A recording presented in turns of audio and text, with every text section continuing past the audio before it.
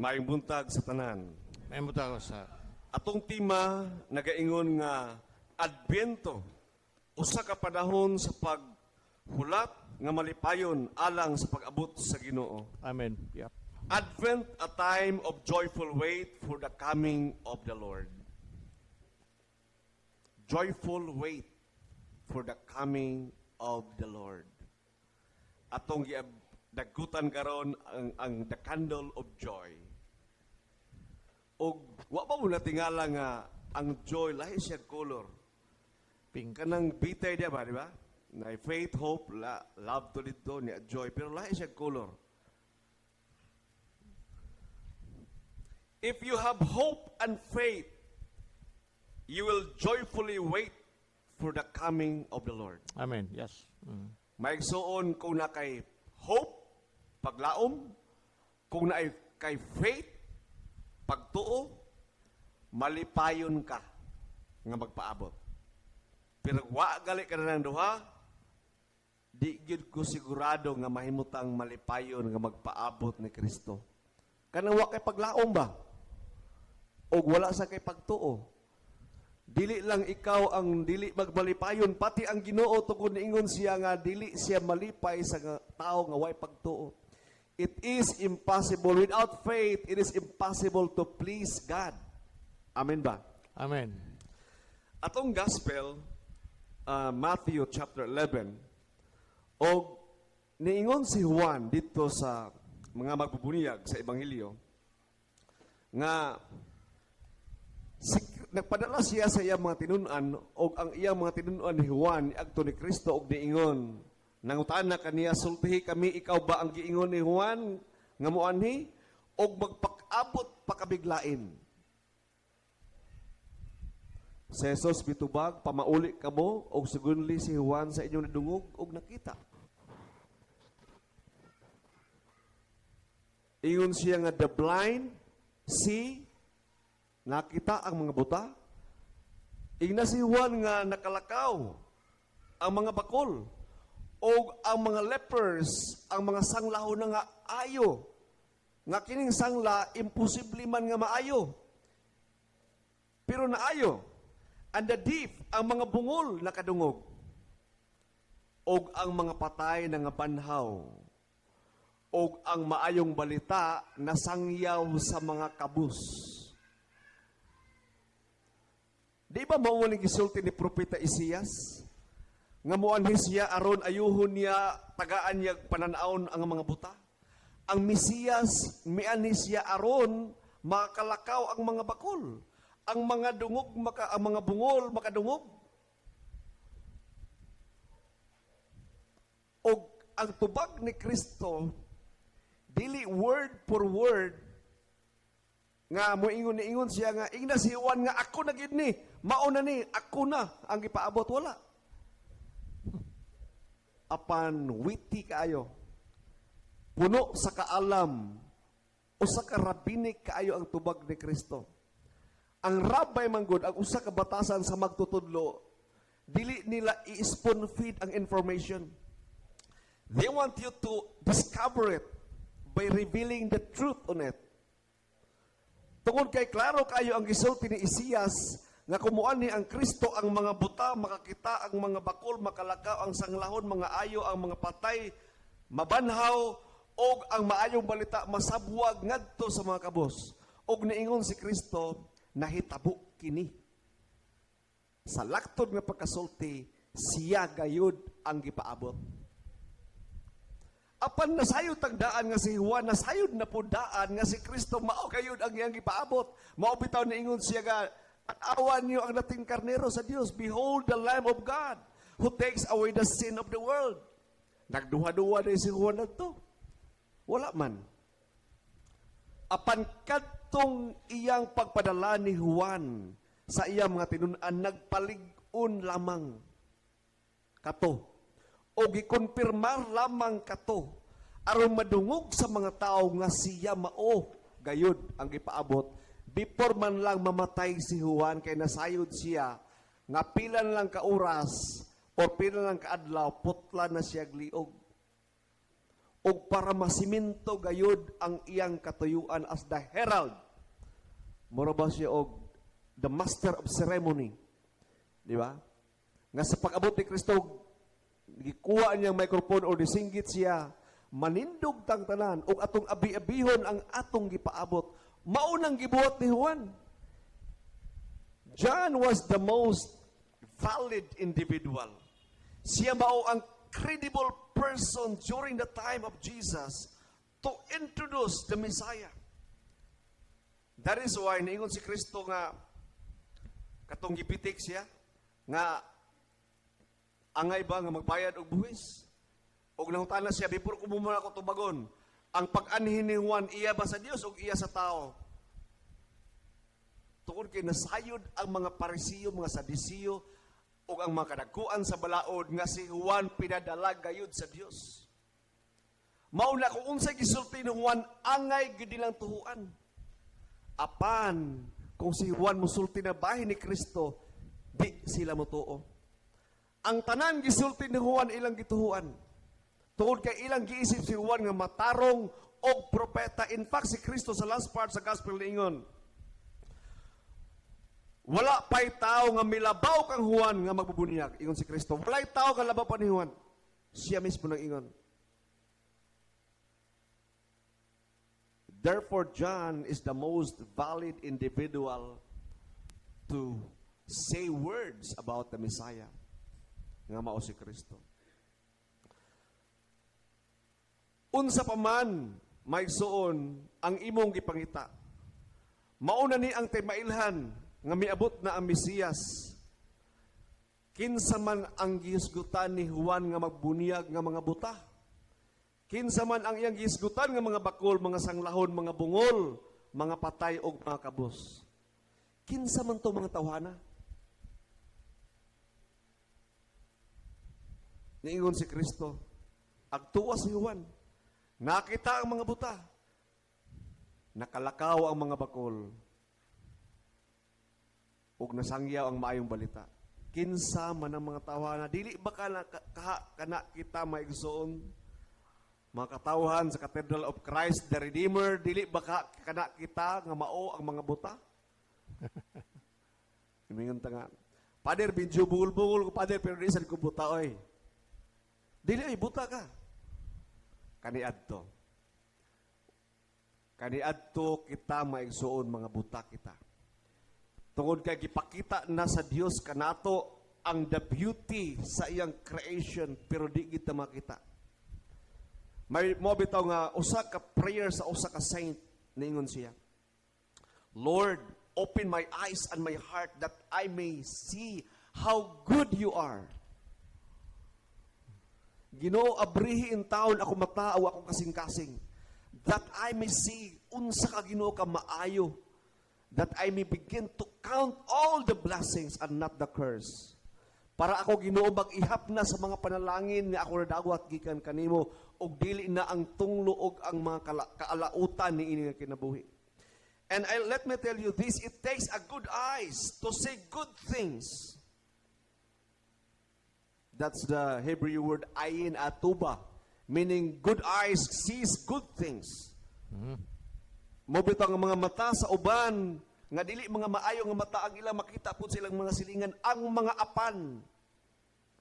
Kung ang imong kasing-kasing o ang imong mata na ay apan, kanunay nimo makita ang apan sa uban, ang sayop sa uban, ug di ka makita sa sayop nimo. Maigsuon atong angkunon nga kita sa usa ka higayon sa atong kinabuhi, mga buta, mga bakol, Yes. mga sanglahon ang atong mga kalag. Nga si Kristo lamang ang makaayo sa sangla. O kita nangamatay kaniadto, maubitaw nga diya namatay si Kristo, uban kita kaniya, o nabanhaw si Kristo, nabanhaw usap kita, uban kaniya.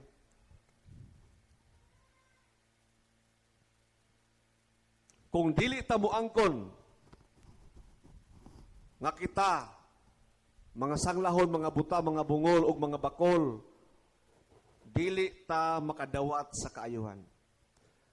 Kung kita dili ta moangkon nga kita nagmasakiton, dili gid ta magpatambal. O kung dili ta magpatambal, dili gid ta makadawat sa kaayuhan. Ang reason sa hospital bed is para makonfine ang tao og makadawat og kaayuhan nga giandam sa Ginoo kanato. Pero ang problema nato, mahadlok ta magpa-ospital, mahadlok ta muhigda. And remember, God is the true physician of our body and soul. You need to find rest diha kaniya. According sa medical science, maigsoon, kung ang usa ka tawo tambalan siya og mag-rest siya, paspas kaayo mo absorb ang tambal o ang vitamins o paspas ang recovery. Maunang purpose ngano ang hospital na ay higdaanan. Kay usahay bisan pag di katambalan, walay medical intervention ba? Magpahulay lang ka, maghigda ka sa hospital, magkaon ka, maayo man ka. Kaya na yung mga tao, actually, wagit sila sakit, kulang lang sa pahulay. Amen. Over fatigue. Ngayon usa ka komentarista sa politics, si Kuanda si Tagig nga senator, no? Alan Cayetano. And the Filipino people are fatigued people. We are so fatigued with corruption since the time of the late Ferdinand until the second Ferdinand. We are fatigued. Kabalo mo na muscle fatigue? Kanang kapangurog ba? Nga mag-arasa bitaw ka, kanang kakurog bitaw yung muscle kaya nasobrahan na sa trabaho. Inana kuno kita mga Pinoy na over-fatigue na ta sa atong exhaustion because of the severe corruption sa atong nasod. Corruption sa atong kalag. And sometimes, we don't actually need herbal or unsa nga mga tumada. We just need rest. Pahulay lang. Confinement. Katawa ko kanang mag-confine, no? Dili lang ko pa rin, kanang outpatient lang, outpatient. Dito ra ko sa balay mag-confine. Pag abot sa balay, naglabaha, di ba? Wala, nag-garden-garden. Napatig na gyapon, wa gyapon na ulian. Kaya imbes ipahulay lang unta niya. That is the reason ngano na ay hospital bed. Advent time is a time to prepare and wait. That is why atong tima nagaingon. Let me just go to the theme sa Bisaya.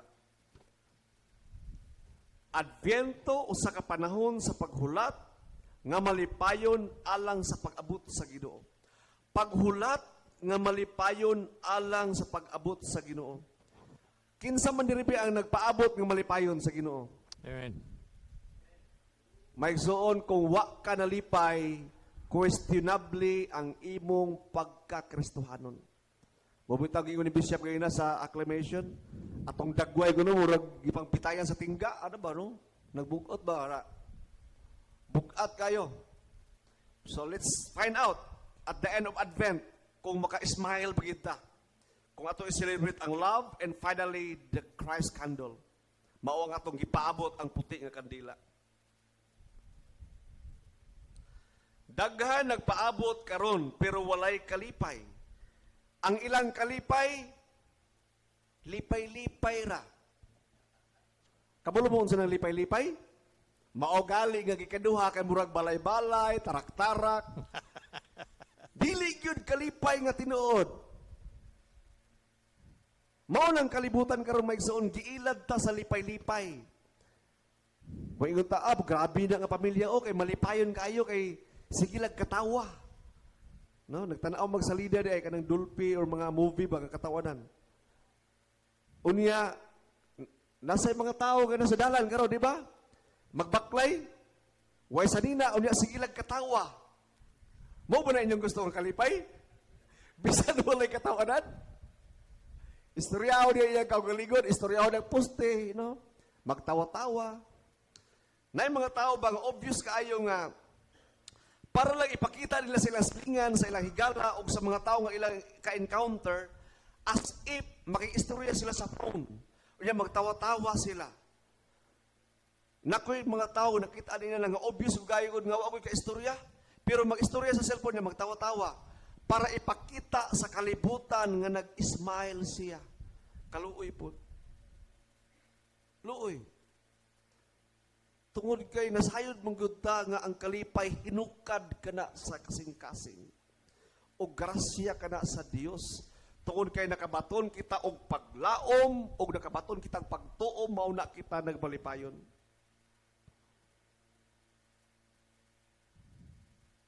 Nay mga tao usab nga wala sila nagbalipayon. O gusto sila magbalipayon, gusto sila nga makalatas na niini ang kinabuhi.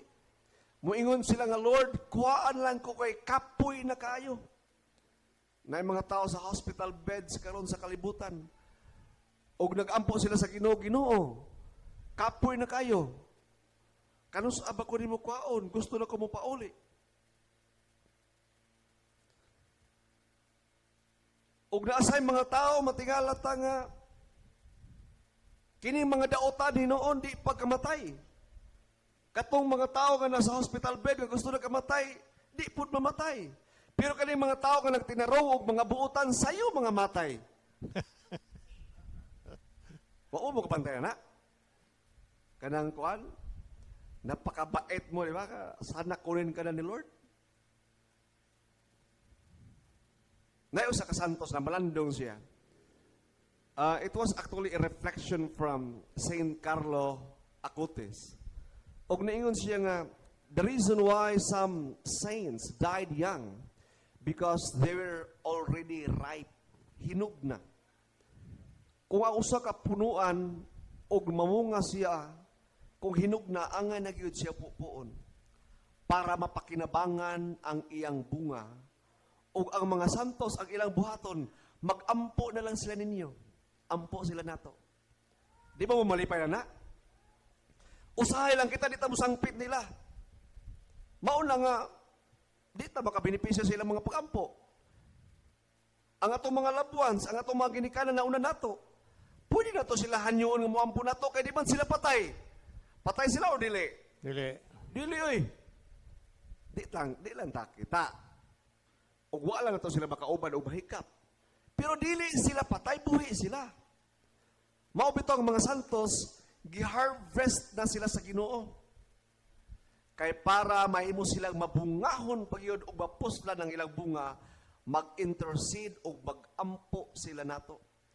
O ang ilang mga pag-ampo, dili pareha sa atong inampuan nga daghan bikil. Perfect prayer.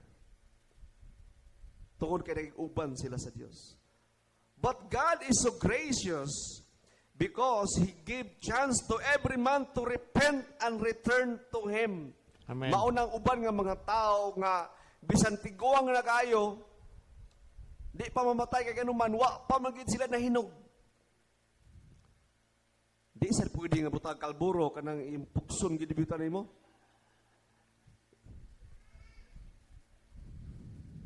Kaya ang palit naman na mo na hinog, ang ilaw man. Ang gusto, ang lamig ka na hinog sa punuan. Yes, yeah. Tamis kayo kay kompleto ang nutrients ba? God is so patient. Ganay mga tao nga bisan tigulang na kayo di paangay mamatay, o kaning gusto pwede na gid mamatay kay bonus na kayo ang edad pero wa pa gid kuaa. Kay nganuman, wa pa man giluwa ang iyang gigunitan niya nga bato balani. Maigsoon, the question is kita nalipay bata nga nagpaabot sa atong Ginoo? Amen. Yeah. Amen. Matod ni James sa second reading ngayon na. Therefore be patient, brothers, until the advent of the Lord. Consider that the farmer anticipates the precious fruit of the earth, waiting patiently until he receives the early and the late rains. Magpaabot kuno kita sama sa mga uuma nga hopeful and sure gayud nga maabot ang ulan. In verse 8, ingon siya sa chapter 5, therefore you too should be patient and should strengthen your heart, for the advent of the Lord draws near. Dwelleth nigh. Karaan ito nga translation. Draws near. Dul na. Hapit na maabot ang Ginoo. Pero Ginoo may nasulti. Pag yun niya nga, 1,000 years na. Pit, another 1,000 years. So 2,000 years na, hapit. Oh. Diyan na pa yung word nga, hapit na. 1,000 years asad. Di ba? Ginoo man siya. Ang 1,000, atong 1,000 years, one day naman sa Ginoo. Oh. Basta di ko siya hapit na. So na yung mga tilimad o niya na. Nasayo ta, one of atong bantayan Kristohanon is kung ang iglesia nga iyang pamanhunon, nga iyang pangasawunon, magkahiusa na. Bantay ta. Kay dili ra bagyud siya mobalik kuno siya, dili siya mobalik sa nagkawatak-watak niya nga asawa. Isara ang iyang asawa. Nga mao ang iglesia. Isara. Di siya gusto na Eastern, na Western, na si isi. Isara. One Holy Catholic and Apostolic Church. Bantay ta pag maisa ng iglesia, not necessarily nga mawala na ang dili necessarily nga uniform, kundi magkaisa na sa usa ka lamisa. Maglingkod na ang mga patriarka, Santo Papa, mga obispo sa usa ka lamisa, mukao na sila sa lawas og dugo ni Kristo. The government of this world will be upon his shoulder and he will return. Your knee will kneel and your mouth will open and say, He is the Lord and He is God.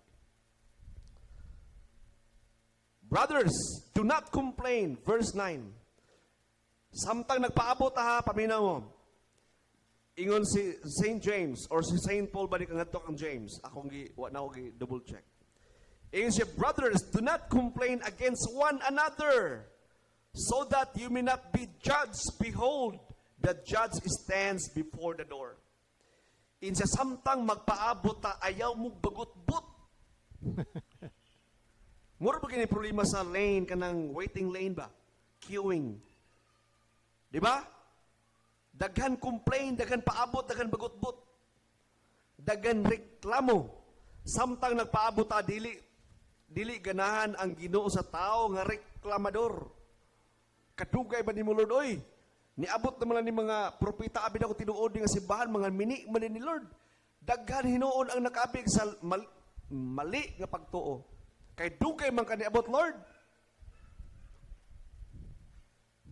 Kadumdum mo sa servant, katusulugoon. Ingon siya, dugay pa moabot si busing. Sa iyang panaw, o iyang gipangkulata, ang iyang kauban, nga mga he beat his fellow servant, and he drank, and he eat like a pagan. Usa ka alagad sa simbahan, actually ang giment ni adto. Kay dugay pa man moabot ang Ginoo, pare siguro to or dikon to. Iyang gipangkulata ang mga acolytes, iyang gipangkasabad daw, naghubog-hubog daw, nagbinulaos, nagsuka kalibang sa kabusog. Og niabot ang iyang agalon sa oras nga wala niya gina-expect. Unsa giyon sa Bible? Hiktan siya o itambog sa gawas. Dito magkagot ang iyang ngipon. Maigsoon, we need to end well. Need. Daghan mga Kristohanon, tulin kayo ng alagad sa Ginoo. Layo kayo og naabot. Pero, subo pa lang doon, gamay ra. Pag-evaluate ka mo, pag una-una mo ka nang nailhanin yung tao, nga nangalagad sa Ginoo, aha naman sila karon. they don't end Well. well. Ano kun? They didn't able to finish the race. Ingon si Pablo, dagan og you finish the race. Kabalo mo unsay rason nga nag reklamo ang mga tao. Ngano ang tao while we are waiting, we complain og nahimutang reklamador? Siluso og suyaon sa uban. Kana gyud. Kana sige tagtanaw sa uban ba? Sige tag-complain nga may maning uban kay hayahay man, may maning kay gwapo, ako pangit. May maning uban kay nainani, nainana. Samtang nagpaabot sila naman sila comfort, na ipaypay, na ibangko, ako naglingko, o nagtindog. While we wait, while we are here on earth, while we live with our brothers and sisters, we complain. Ug moingon ta may man na sila kay na may makaon, may man na sila kay inani o inana man. May son, kabalo ka or kabalo ba mo unsay sekreto nga magmalipayon ta samtang magpaabot sa Ginoo? Kabalo mo unsay sekreto? Paminaw mo kay sekreto ra ba ni? Oh. Sekreto ni. Di na sekreto, gisulti man. Ang sekreto mo ni. Ngano si Ayala, Villar, magtukod sila og mga balay og condominium, dool man gyud sa naay mall, dool sa bus station, dool sa merkado, dool sa hospital. Para komportable. Kung mangmerkado, para mabuhi, dool ra. Di ba? Kunya, kung gusto mo lakaw, na bus station, dool ra, na merkado. Kung masakit, dool sa ospital. Pero di na sila ganahan dool sa sementeryo. Ganahan na sila dool sa ospital. May soon para magmalipayon ta sa tong pagpaabot, dapat magpaduol gid ta sa Ginoo nga atong provider, atong merkado, o magpaduol ta sa simbahan nga mao ang atong ospital. Amen. Yeah. Para kita malipayon nga magpaabot. Ingna imong abay, para ikaw magmalipayon. Para ikaw magmalipayon. Nga magpaabot sa Ginoo. Manager. Sino? Paduol sa Ginoo Adool sino? o paduol sa simbahan. Adool simba. Because God is our provider and God provide His blessings through the church. O sa panahon nga ikaw magmaluyahon, naa ang hospital, naa ang simbahan mo atiman kanimo. Amen. Amen. Please stand.